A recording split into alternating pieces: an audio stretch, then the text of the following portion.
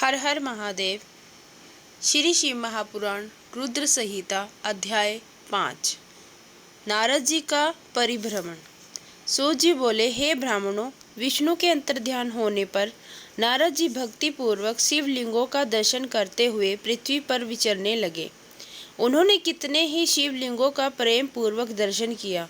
उसी समय वे रुद्र के गण, जिन्हें उन्होंने श्राप दिया था, उनके समीप में जाकर चरणों पर गिर उनसे क्षमा मांगी और कहा कि हे मुनिवर्य, आपका अपराध करने वाले हम। वास्तव में मैं ब्राह्मण नहीं हूँ, किंतु हम दोनों महादेव जी के गण हैं, जिन्हें राजपुत्री के स्वयंवर में माया से मोहित चित्त होकर परेश की प्रेरणा से आपने हमको शाप दिया था।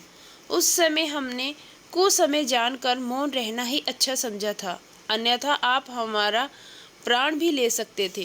परंतु अब तो आप प्रसन्न होकर हम पर कृपा कीजिए। सूत जी कहते हैं कि जब उन गणों ने भक्ति और आदर से इस प्रकार प्रार्थना की, तो उनके वचनों को सुन पश्चाताप करते हुए मुनि ने कहा, हे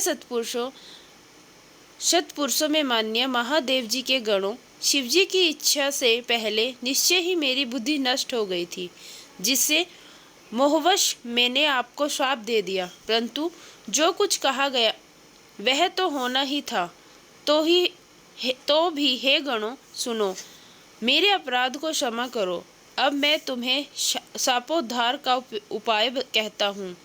तुम श्रेष्ठ मुनि के वीर्य से जन्म लेकर राक्षस होंगे, जहाँ तुम्हें सब प्रकार ऐश्वर्य, प्रताप और बल प्राप्त होगा।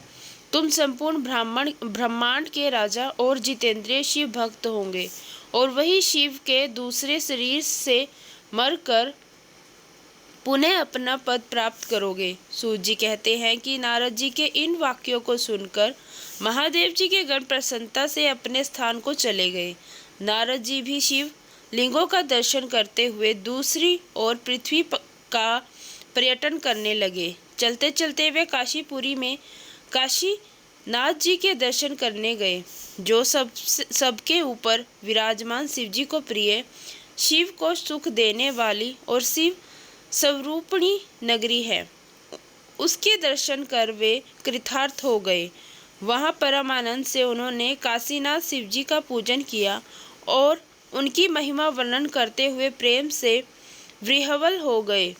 पश्चात नारद जी ब्रह्मलोक को गए। वहां जाकर उन्होंने अनेक प्रकार से अपने पिता ब्रह्मा से शिव तत्वों को पूछा।